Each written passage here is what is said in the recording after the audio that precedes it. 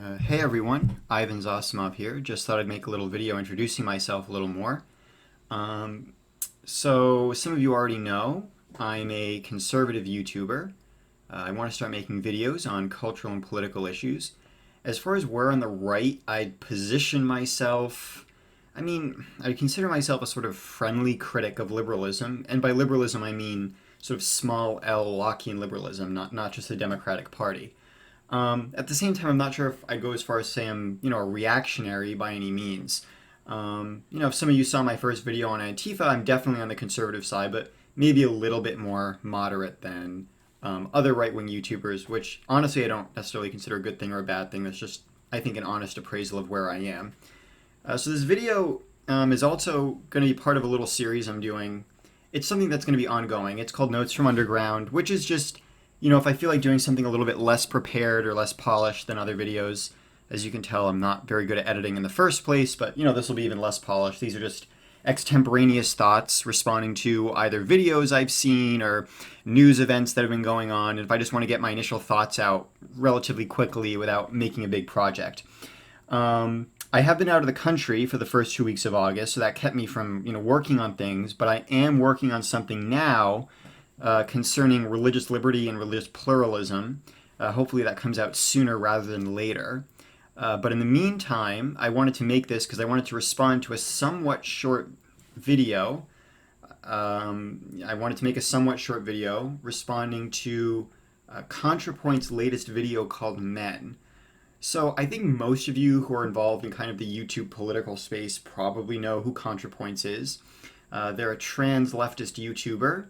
That's really very popular among the internet left. I mean, everyone on the internet left just loves them. I see so many videos on the left, whether it's PhilosophyTube, whether it's, any other channel that's just trying to copy Contrapoint style. They're really big. I think they're probably the biggest YouTuber in that sphere right now, probably the equivalent to what someone like Sargon of Akkad was in kind of that sort of, what would they call it, the skeptic community. They were a real trailblazer on the sort of hard left side of YouTube. The media also absolutely loves them. They've been described as leading a sort of left-wing renaissance on the otherwise toxic and extremist-infested right-wing YouTube, which a couple of digressions on that. Number one is some of these left-tubers can be just as extreme and violent in their rhetoric as some of these alt-right types. And second, the only reason why so many people on the right, or even just counter-progressive left-wingers like Sargon of Akkad, ended up on YouTube was because they weren't really allowed anywhere else. The rise of LeftTube isn't really some heroic resurgence of left-wing thought on the internet, but really just the left taking over the last major corner of cyberspace that they hadn't yet conquered. Well, in my opinion anyways. Anyways, I do like Contrapoints as a YouTuber. They've never significantly changed any of my core beliefs or any of my political beliefs or anything, but I would be lying if I said they hadn't made me reconsider certain points of view and sharpen some of my own arguments. And I do think they're very smart and insightful. And ironically enough, I think they understand that the modern left doesn't have anything to offer people, that it's sort of a mess, and that it sort of just ripped a giant hole in traditional society without offering any real replacements. This latest video was actually a really perfect example of this. So if you haven't seen it, and I recommend you do, Contrapoints talks about the men's rights movement, which has picked up a lot of steam in the past 5 or 6 years. Now, personally, I don't know how I feel about a lot of these men's rights activist groups. On the one hand, some of them do bring up good points about alimony laws and how traditional masculine traits are just being trashed by the media and the wider culture. But then, honestly, much of the movement just comes off as really whiny, and they can get this victim complex just as bad as a lot of these wacky feminists. So I think in a lot of ways it kind of gets out of control. Now, when I started this video, I was just expecting Contra to completely dump on men's rights activism and say that these people were the real oppressors and that they need to shove their toxic masculinity where the sun don't shine. But actually, they really empathized with a lot of the aspects of the movement that I do, and even went as far as to say that the left had no solutions to some of the legitimate problems they were bringing up. What Contra said, and what I think a lot of conservatives would agree with, is that many of the problems that our country is dealing with, from mass shootings to the rise of some of these nasty internet groups, is a crisis of masculinity. The traditional role of men as leaders, protectors, and providers has disappeared, but we haven't offered men anything with which to replace it. Young men feel like they don't have a purpose, so instead they find it on politically radical internet forums, or in the worst case scenario, shooting up a Walmart. Contra even brought up the point that as much as they are quote-unquote de-radicalizing a lot of young right-wing men, many of these men are just going to the other extreme, becoming anarchists or communists. All of this so far is, I think, exactly right. And it's something I pick up with a lot of smarter leftists. And I mean leftists, not just center-left types like Sam Harris or Steven Pinker.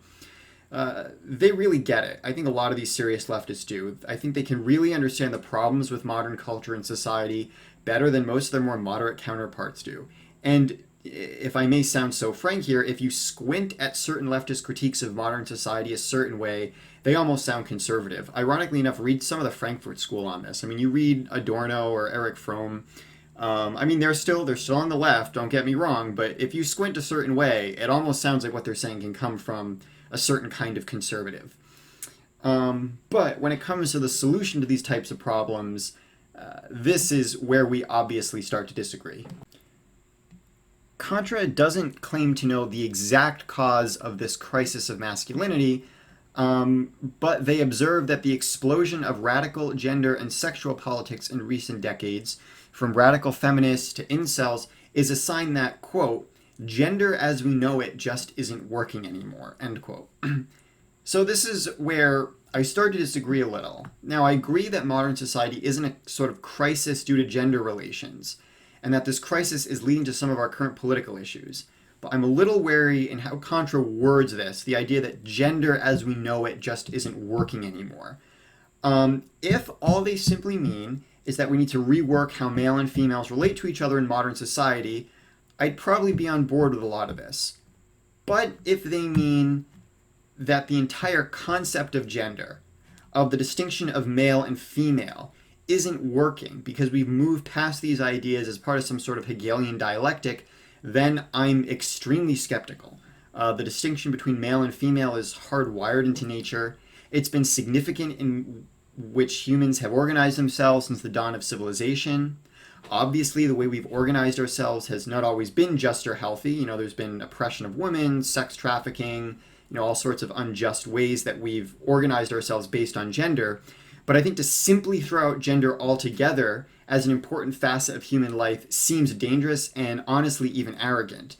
The left talks all the time about how we're abusing nature by manipulating it in ways that we're not supposed to, whether it's burning the Amazon for economic development or fracking for oil. So I'd like to know, why is it suddenly okay to disregard and manipulate nature for our own purposes when it's human nature? Do we really think we're above the natural biological distinctions between male and female, that we can simply ignore these distinctions? I'm very skeptical. And it seems to me that the left, there seems to be a big contradiction here. Because the left is always talking about how we need to care for nature, we need to care for the environment, we need not to abuse the environment, which to a certain extent I agree with a lot of that. But then when it comes to gender, for instance, and you know, I know I'm treading on some icy territory here, but especially transgenderism, there's just this idea that gender and sex are simply, you know, products of one's individual feelings or will, and they can just be manipulated at will, or can be manipulated, you know, using scientific technology. So on the one hand, you know, we have to be very careful how we manipulate, you know, outside nature, our ecosystem with technology, but when it comes to, you know, human nature, there we can apparently do whatever we want. It seems sort of strange to me. So then we get into Contrapoints solutions. First, they explain why the two common solutions that the left gives to the crisis of masculinity don't really work. They say that, you know, first they talk about this idea of a Marxist revolution, that, you know, really your gender isn't oppressing you, it's your class status. So once the inevitable Marxist revolution happens, and once we overthrow capitalism, you'll be fine. Contrapoints is really skeptical about this, and really for interesting reasons. Number one is, I mean, they're skeptical that, you know, they basically say, well, how long are we going to have to wait for a Marxist revolution? In the meantime, there's still this crisis of masculinity. And second of all, they say something which I think is very interesting. You know, all of your problems aren't going to be gone once you overthrow capitalism. You know, men are still going to need to know how to be men in society. which I find very interesting. A lot of leftists, a lot of them just sort of think that, once you overthrow capitalism, everything will just be fine. But Contra wants to admit that, no, there's more to life than just overthrowing capitalism. And then Contra also talks about the way that feminists sort of condescendingly tell men that, well, their own toxic masculinity is causing their anxiety and their frustration, and in extreme cases, their kind of suicidal or nihilistic tendencies, which Contrapoints says is, very condescending, and honestly, it doesn't really help. So I completely agree with what they're saying here. But then Contrapoint says that men are going to have to work together to come up with a new masculine ideal for the 21st century. That sounds very Nietzschean. No, just kidding. I know that's not what Contra means. But still, I find it fascinating that Contra admits that the left basically pulled the rug out from men in modern society, and that it's going to take a lot of work to fill that hole with something. Honestly, I think it takes a lot of intellectual honesty on their part to admit it. The question I would have for Contra is, why not try to go back and seriously reconsider older forms of gender roles? And by this, I don't mean simply going back to the 1950s or the Victorian era or pick your favorite historical period. I mean going back to older traditions, seriously engaging with them, re-examining them, reconsider what they have to say about the roles of men and women in society, and try to see if they can offer solutions to what currently ails us. Let's just take my own religious tradition, Christianity, for a moment. It always seems that leftists understand that something is wrong with modern society, but they always brush Christianity away when it comes to looking for solutions. If I were to have a conversation with Contra, I'm not sure, but I'd suspect they'd say something along the lines of, well, obviously Christian morality didn't work. Otherwise, it wouldn't have broken down in the first place. I think this response is too simplistic. If Contra wouldn't say it, I've heard it from a lot of leftists before. Obviously, the old morality didn't work, that's why it broke down. It had too many problems, that's why it broke down. I think this assumes that if a certain system is working for people will just continue to live by it from now until the end of time. But I think it's much more complicated than that. For example, all of us know how difficult living up to Christianity's strict ideal of sexual relations can be, even if we ourselves aren't Christian. Just looking at it from the outside, the idea of, sex only being within a married relationship can seem very difficult. However, it can be especially hard to live up to them with the introduction of certain technological changes, such as the invention of the birth control pill or the proliferation of online pornography. It may not be that a Christian sexual ethic wasn't working for people. It may be that people didn't want to even try living up to them when technology made it incredibly easy to objectify dozens of women with the simple click of a button, for example. We're seeing this now with a lot of young men. Who wants to do the hard work of dating and finding an actual companion when you can just look at porn for free? Is it that the traditional way of finding companionship doesn't work, and that's why so many men are turning to porn? Of course not. It's just that in the moment, pornography can provide a cheap thrill that the more difficult but ultimately more fulfilling route of dating just can't. It's similar on a societal level. I think for a lot of people in the 1960s, it wasn't that the Christian model of sex, marriage, and gender roles, quote-unquote, stopped working, but that either their parents' generation were living out a very mechanized, hollow, and decadent form of it, and really failed to pass it on to their kids in a really significant way, or that the people of that generation themselves didn't feel like living up to the admittedly high demands that the Christian ethic could have. It was interesting. I was scrolling through the comments of this video after it was done, and I noticed that one of the more popular comments was someone bringing up the male characters from Lord of the Rings as positive male models. And I was just like, really? Mr. Arch-Catholic Reactionary Conservative J.R.R. Tolkien? That guy, the characters he created, that's who you want as your role models? And this brings me back to my point. It feels like what people are trying to do, this idea of a positive male model, are you just simply trying to reinvent the wheel? I think there exists, at least within Christianity, a positive ideal of masculinity and manhood that never truly failed, but I think a lot of people simply just stop striving for. Just think of the chivalric ideal embodied in Sir Thomas Malory's depiction of the Arthurian knight Lancelot. He says, quote, "Thou wert the meekest man that ever ate in hall among ladies, and thou wert the sternest knight to thy mortal foe that ever put spear in the rest." End quote. Isn't this the sort of ideal sensible people both on the left and the right are looking for? To sum up, I would say to Contra, as well as to any other leftist watching this video, To not be so hasty in dismissing quote-unquote traditional gender roles, particularly in the Christian tradition.